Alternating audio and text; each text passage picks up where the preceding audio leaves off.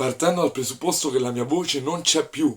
Bella a tutti ragazzi, bentornati in questo nuovo video. Io sono Walter. Allora ragazzi, allora, partiamo da tanti presupposti. Partiamo dal presupposto che stiamo all'8ª giornata. Altro presupposto è che non vuol dire niente stare primi attualmente. Altro presupposto è che comunque abbiamo il Milan lì a 2 punti.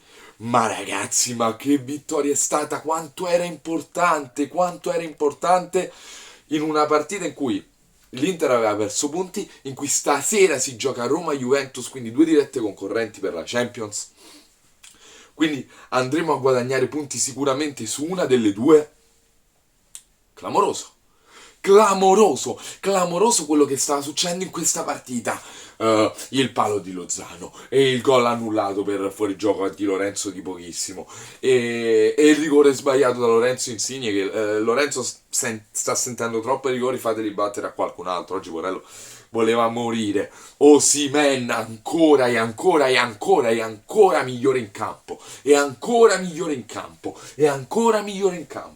Ha sbagliato il colpo di testa nel primo tempo, nel secondo no. Fortunoso il gol del Napoli, non me ne frega niente, dopo tutta la partita che avevamo sfortuna, una botta di culo. Vinciamo ancora con un clean sheet, 3 gol subiti in 8 partite, 3 gol subiti non sono niente.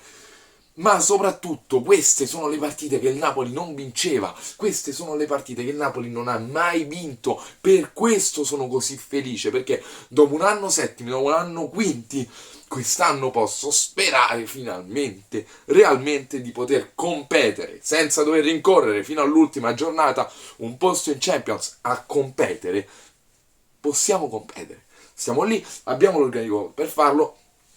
Possiamo farlo. Un giallo dato a Koulibaly così a caso. E mi dispiace perché i gialli ai difensori, poi se viene diffida Koulibaly è un disastro. Se viene doppio giallo con la diffida che salta la partita è un disastro. E mo dobbiamo pensare prima all'Europa League, perché con lei bisogna vincere, con lei Varsavia bisogna vincere, se no sei fuori. E poi la Roma. Poi la Roma a Roma. La Roma a Roma. Dopo la Juventus e dopo la Fiorentina, un altro test, e dalle prossime 2 partite si vedrà veramente il Napoli dove può arrivare.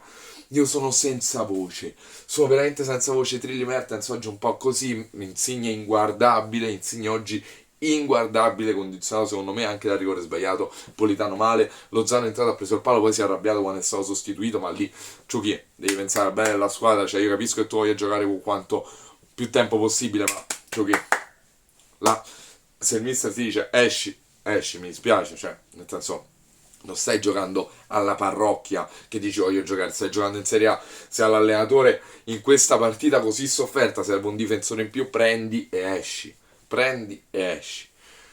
Ma mamma mia, Ospina clamoroso. E mo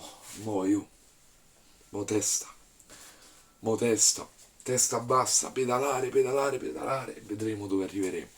Mamma mia, che vittoria.